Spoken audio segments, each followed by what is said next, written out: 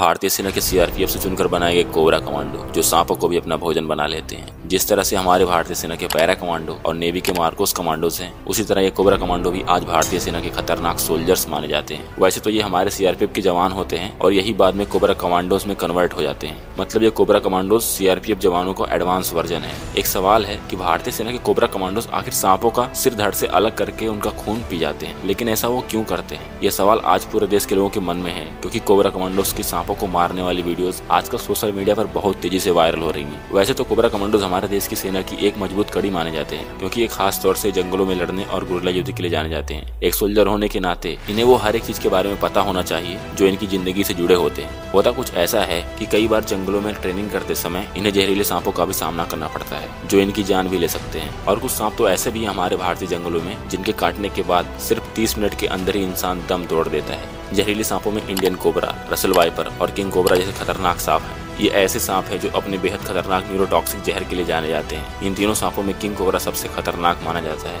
क्योंकि king cobra की लंबाई 4 मीटर तक बढ़ सकती है और इतना लंबा हो जाता है कि 6 फीट लंबे इंसान के बराबर फेस टू फेस खड़ा हो सकता है। और इसके एक बाइट में इतना जहर होता है कि एक हाथी को भी आराम से मार सकता है। और वहीं रसल वाइपर की बात करें तो उसका वेनम भी न्यूरोटॉक्सिक होता है। इन सांपों के काटने के बाद लकवा मारना और कार्डियक अरेस्ट से भी इंसान की मौत हो सकती है। इसलिए इन कोबरा कमांडोज को हमारे भारतीय जंगलों में पाए जाने वाले हर एक जहरीले सांपों के पकड़ने की ट्रेनिंग दी जाती है। यही कारण है कि ये कमांडोज जहरीले सांपों से बिल्कुल भी नहीं डरते हैं। यहाँ तक कि जैसे आप लोगों ने देखा कि ये सांप के सिर को धड़ से अलग करके उसके खून को पी लेते हैं। ये इनकी ट्रेनिंग का एक हिस्सा होता है। और अगर जो नए कोबरा कमांडो बनने के सपना देख रहे हैं वो आसानी से बन सकते हैं, लेकिन उसके लिए सबसे पहले उन्हें सीआरपीएफ के रिटन एग्जाम, रनिंग और फिजिकल टेस्ट को पास करके सीआरपीएफ में ज्वाइन होना होगा। सीआरपीएफ का फुल फॉर्म है सेंट्रल रिजर्व पुलिस फोर्स। और जब सीआरपीएफ में ड्यूटी करने और ट्रेनिंग लेने का एक्सपीरियंस हो जाएगा, फिर वो कोबरा कमांडोज के लिए अप्लाई कर सकते हैं। लेकिन जितना सिंपल ये सब दिखता है उतना सिंपल होता नहीं।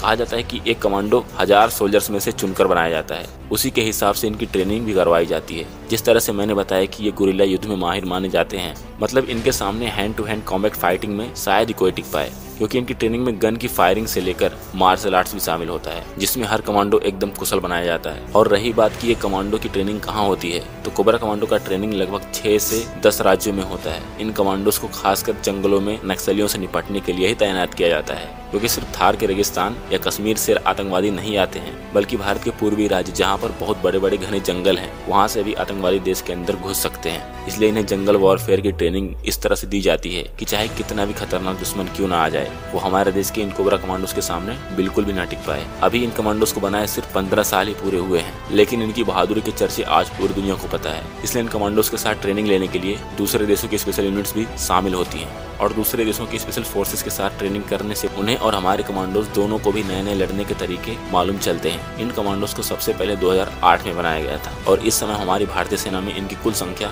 10,000 है, मतलब पूरी 10 बटालियन है। तो गाइज, क्या आप लोगों में से भी कोई कोबरा कमांडोज की तैयारी कर रहा है? कमेंट में लिखना मत भूलना और ऐसी अमेजिंग वीडियोस के लिए इस चैनल को सब्सक्राइब जरूर करें।